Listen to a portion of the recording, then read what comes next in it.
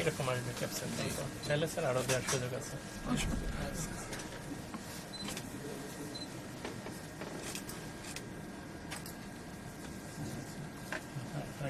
দেখেন একটু লাস্ট শেষ করে দেখান।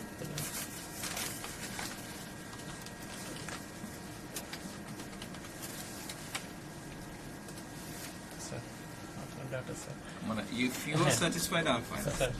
যদি আপনাদের রুলস অনুযায়ী সব হয়ে থাকে then I'm okay.